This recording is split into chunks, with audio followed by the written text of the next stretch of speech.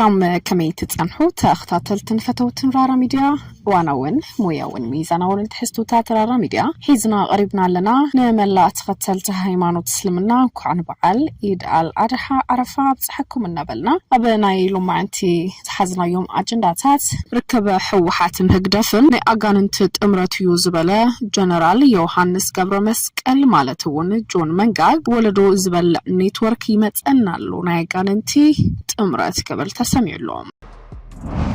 نقداي محبرسب كتم مخصوم بترقاقامي أقات إيمونين زبالو نايساناي من محدارت أقام نمعزاب مسكدات سملكتهم نايتي كتما حلفتي قالب للسن مقبار علامة زقبرة من قصقاس زقبرة تلفزيون TBS TV من فقيد الكون بزبل كابن قوك ساب مشات بزي كابن تأثيرهم زلو بترقاقامي أبعلت تكال زبط حزلو متقعتي بزملكات كنرينا Celebrity Events ab Ertran Tigrayn አካይዶ ይሉ ab ዝነበረ መጽናዕቲ ab መንጎ ኢትዮጵያን ኤርትራን ዘሎ ምትፍናን በፍላይድ ማ ትግራይን ኤርትራን ናይ ክልቲኦም ውድባት ናይ ህግደፍን ሕወሓትን ምትፍናን ሕዝውን ነዊሕ ክወስደና ይኽእልን ዕርቅ ግና ገዳሱ ይኽብል አስሚሩሉ ነይሩ ሕወሓት ህዝባው ግንባርን ክትዓርቁ ይኽእልዶ ዝብልውን ምርአይ ዝደለዩ أمرار حوردا سب عندرتا بكوميشن بوليس أتا تقرأ بيلوم نابيرونا أسو يوم رخكب حقاوانا مرار حوردا سب عندرتا كرمي حدات ساعتات سب عندرتا ون أماسيو تساليدلو نيزيو من كالوتن زعباتات بزرزر كنرينا نابزرزرو ما بيلنام أبير ترازو الله قدفن أو تقرأ له هو حاتن يوتنقر هم تزول بخوانا غاننتي تمرتي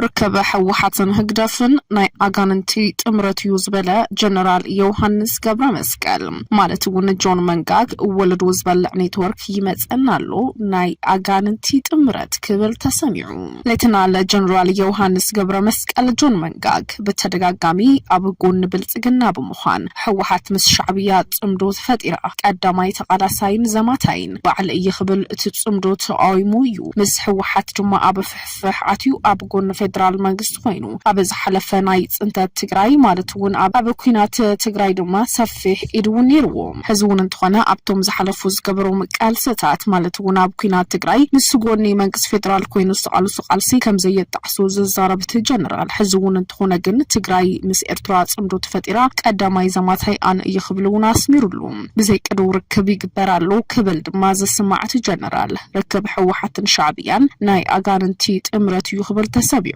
ركب حوحة شعبيا ناي أغاننت تأمرت يزبلو جنرال ركب كلتيوم حيلتات ناي أغاننت يزبلت جنرال ركب من مسمن تغير يدعى ناي ملاخت زخون زبل جناي سفرلون نغلتيوم حيلتات بأغاننت السيمة جنرال كاب أمريكا زمتو أروكتوت نتقراي نابو كينات كأتوا يتصادفو اللو يبل نهزب تقراي بزوح زحب أنايو نقرالو زبلت جنرال هقدفن حوحة تسفاس لزغورتو كلتيوم كقوايو كلتيوم دما كسانيو إدن إيد كتشبابتو وسينو مالو يبل أب إرترا زلو هقدف كونا أب تقراي زلو حوحات تماساسا لمن قد يوم زوق عزو زلو زبل جنرال ناي أغاننتي سب كبل صاريحو ومزلوم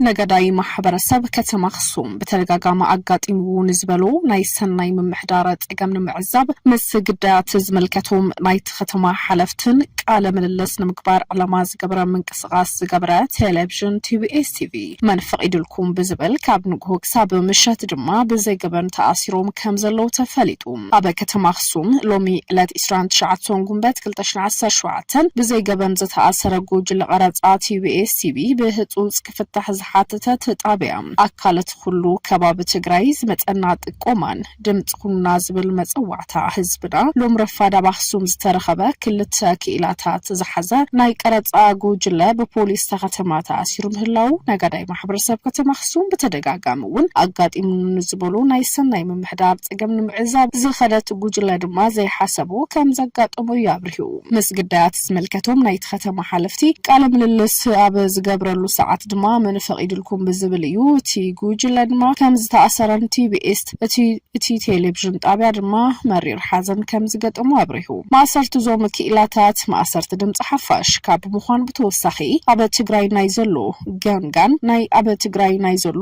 ገንጋን ጸረ ዲሞክራሲ ኣካል ጌርና ኢና ንወስዶ ስለዝኾነ ፍጹም ተቐባልነት የብሉን TBS TV በተዘሉ ናይ ዓሙ ውሱንነት ካብ መቐለ ወፊሩ ኣብ ዘይርከበሎም ከባቢታት ኣብ በብኸተምኡ ዘለው ክኢላታት ኣውፊሩ ብሓላፍነት ጽኑዕ ዲሲፕሊን ከም ዝሰርሕን ህዝባዊ ግልጋሎቱ ንምስፋሕ ብዝዘርግሑ መስርሕ መሰረት ድማ ዘውፈሮም ክኢላታት ምዃኖም ንሓለፍቲ ጸጥታ ዞባ ማእኸል ኣረዲና ኢና በረከት ተኽለ ገሪማን ኤርሚያስ ገብረ ኪዳን ዝተብሃሉ ክኢላታቶም ድማ ብህጹጽ ክፍትሑ ዝገበርናዮ ፈተነውን ክሳብቲ ጽሑፍ ዝወጸሉ ደቂቕ ድማ ከም ዘይሰመር እዩ እቲ ቴሌቪዥን ጣብያ እውን ዘብረ ነገራት ብልዝብ ንምፍታሕ ምስቶም ሓለፍቲ ጸጥታ ዝገበርናዮ ተስፋ ዝህብ ዝርብ ውጽኢት ክርከብ ኣይከኣለን ብፍላይ ንዝሓለፉ 5 ሰዓታት ዝተጸበና ኢና እሞ እቲ ጉዳይ ማእሰርት ትካልና ናብ ምዃን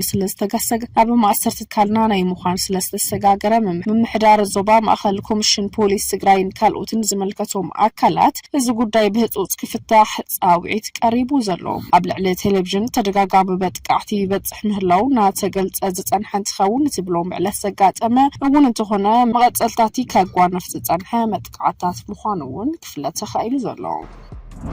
celebrity events ab Ertran Tigrayn akaydo ኢልዎ ዝነበረ መጽናዕቲ ሓደ እዋን ኣብ መንጎ ኢትዮጵያን ኤርትራን ዘሎ ምትፍናን ብፍላይ ትግራይን ኤርትራን ናይ ክልቲኦም ውድባት ናይ ህግደፍ ወላ ናይ ህወሓት ምትፍናን ሕዝውን ነዊሕ ክወስደና ይኽእልን ዕርቅ ኣገዳሲ እዩ ክብል ኣስሚሩሉ ነይሩ እቲ ትካል ኣብ ዘካየዶ መጽናዕቲ ህወሓትን ህዝባዊ ግንባርን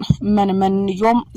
ዘይረዳድኡ ምኽንያት ከምሳዩ ደጋዊ ኢድ ኣሳውነት ነይርዎም ዶ ክልቲኦም ውድባት كعرق زخل بيت خلدو اتجزي فقددو كعرق خمن حلفنت يوسد كابت عرق حزب ኤርትራን ትግራይን እንታይ ንርባሕ ዝብሉ ካልኦት ነጥብታት ወንሪኦም ናይ ክልቲኦም ጸገማት ሕዝቡን ኣብቲ ህዝብ ጽዕንቱ ዝፈጠረ ዘሎ ብምዃኑ ክልቲኦም ተረዳዲኦም ክሰርሑ ብዘይምኽኣሎም መብራ ኣፍሪቃውን ክረጋግዕ ኣይከኣለን ምክንያቱም ተፋንን ቲምበር ናይ ልምዓት ሰላም ብሓሳብ ዝሰርሑን ኣይኮኑን ነዚ ውጽኢትና ድማ ረኺብናዮ ለና ዝብሉ እቲ መጽናዕቲ እቲ ሰላም ዝተኣማመን ክኸውን ናብ ዕርቅ ክመጽዋለዎም ናይ ዝብል መደምደምታዮም በጽሖም ዕላማት ሕዚ ዘለዎ ምንቅስቃስ ሴሌብሪቲ ኢቨንትስ ህወሓትን ህዝባዊ ግንባርን ጸገሞም ዝፈትሕሉ መድረኽ ምፍጣር ኣድላይ ምዃኑ ክሕብሩ ድማ ኣሳት ቅድሚ 6 ዓመት ሃቢሎም ማዓፊቶም እዚ ምግባር እንተተኻኢሉ ከይደት ዕርቀ ሰላም ኣብ ዘተኣማሙ ብርክ ክበጽሕ ከም ዝኽእል እቲ ትካል ዝኣምን ነይሩ ብርክት ህዝባዊ ምንቅስቃስ ናገበረት ዝጸንሐት ትካል ህዝብታት ኤርትራን ትግራይን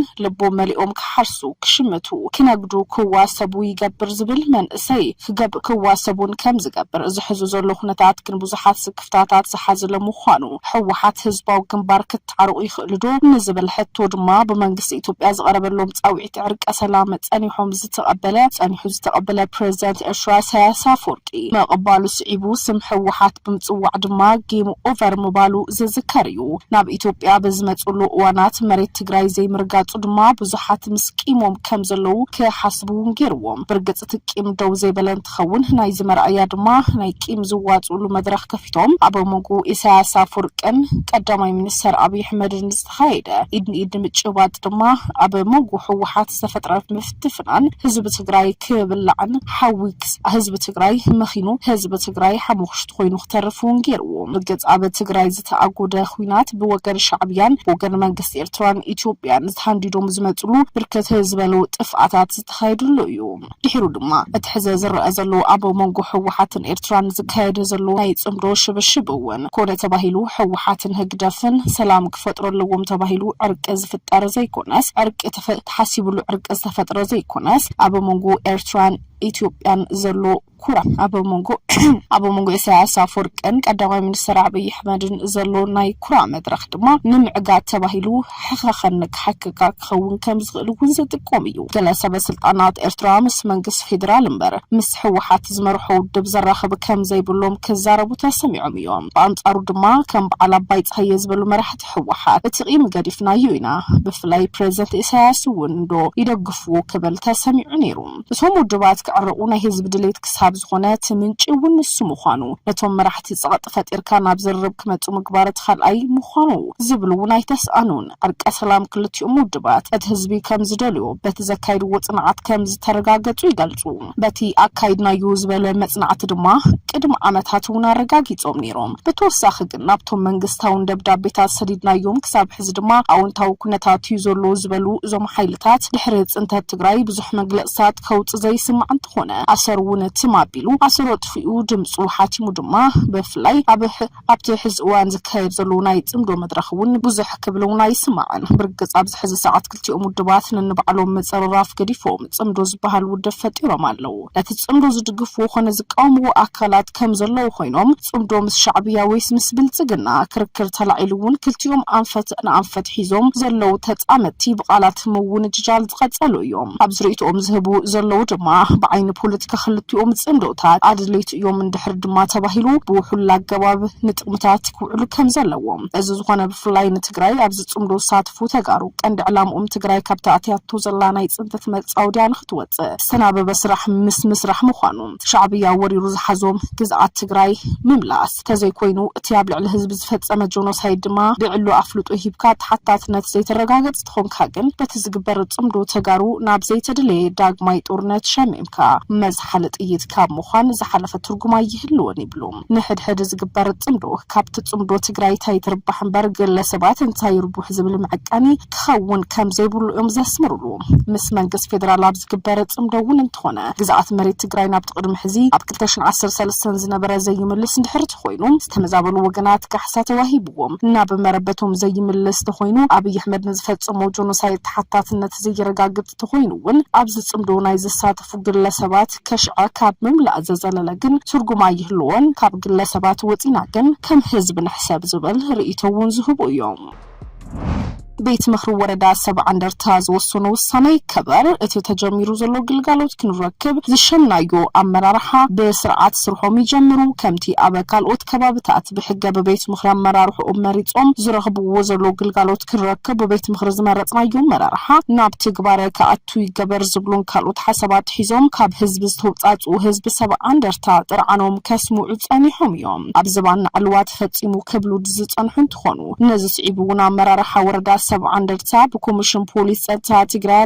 ብሎም ዕለት ናብ ቢሮ ኣትዮም ዘለዉ ርክክብ ሕጋውያን ኣመራርሓ ወረዳ ሰብዓ እንደርታ ኣማሹ ዝተሳለጠ እንትኸውን ፕሬዚደንት ጀነራል ታደሰ ወረደ ድምፂ ህዝብታትን እቶም ኣብ ዝሓለፉ ሰሙናት ብርክት ዝበሉ ጥርዓናት ክቐርቡ ዝፀንሑ ኣብ መድረኻት እውን ዝስምዑ ዝነበሩ ሕቶታት ሰሚዖም ብምቕባል እውን ተግባራዊ ክኸውን መምርሒ ምሃቡ ድማ ንብዙሓት እውን ሓጒሱ ዘለዎም ሎሚ በዓል ኢድ አልአድሃ ዓረፋን ስነብዕል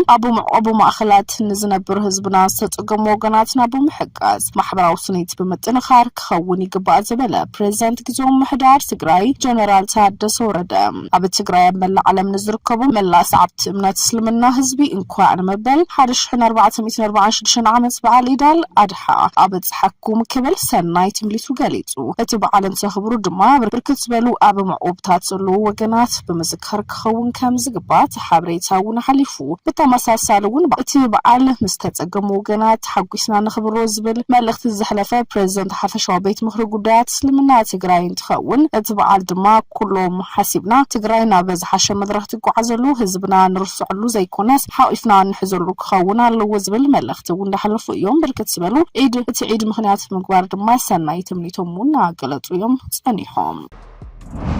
ልዕሊ 103,000 ተምሃሮ ሻምናይን 12 ክፍሊ ብሄራዊ ሃገራዊ ፈተና ክወስዱ ከም ዝኾኑ ተፈሊጡሎ ጊዜያዊ ምምሕዳር ኣብ ዘመሓደርን ወረዳታት ትግራይ ንልዕሊ 67,000 ተምሃሮ ሻምናይ ክፍልን ልዕሊ 36,000 ተምሃሮ 12 ክፍሊ ብሄራውን ሃገራውን ፈተና ንምሃብ ተዳልዩ ከም ዘሎ ኤጀንሲ ምርግጋፅ ፅሬት ትምህርቲ ትግራይ ኣፍሊጡ እቲ ኤጀንሲ ኣብ እዋናዊ ምድላዋት ብሄራዊ ፈተና ኣመልኪቱን ሚድያታት ኣብ ዝሃቦ መብርሂ እቲ ፈተና ሻምናይ ክፍሊ ሰነ 4/2017 12 خفل دما كاب سنة 23 كساب حملة شمون 1917 كم زوهاب توكالي وانا دايركتور ايجنس مرققات ريت تمرتي دايركتور مزنات تمرتي تافتنت تمهارو 12 خفلي ابك قربو ما بزركا بينفرسات كم زفتونو بورقات بكمبيوتر بزمل او خم زوهاب توم توكلتي زغلطو اتخيد فتن عوت المكبار ببركو زلو مرارحه مهران ولدن كالوت مدارك تاكلات بيوتيوب كسرحو ككتاتلو كم زغبا دما تحباباري تجوجله بيرو فتناتات سايت تخله هيمانوت كبر እግዚአብሔር አረዲሎ እዚ ከምዚሉን ሃሎ በስተፍላሊ ምክንያታት ለ5 ተምሃሮ ከምዘ ተንጠባጠቡ በመሐባር አብዝ ኸይድ ዝጸገም ነዳዲ ነተፈተን ተምሃሮ አብይ ዕንቅፋት ይኸውን ከምዘሎ ድማ አፍሊጦም ዘለው ተኸታተልትን ፈተውትን ራራ ሚዲያ ንሎም ዕለት ዝሓዝናዮም ሓበሬታታት እዚኦም ይመስሉ ነይሮም ተመሊስና በኻልኦት ዋናው ዛዕባታት ክንራኸብ ኢና ራራ ሚዲያ ጥበብ ይመርሕ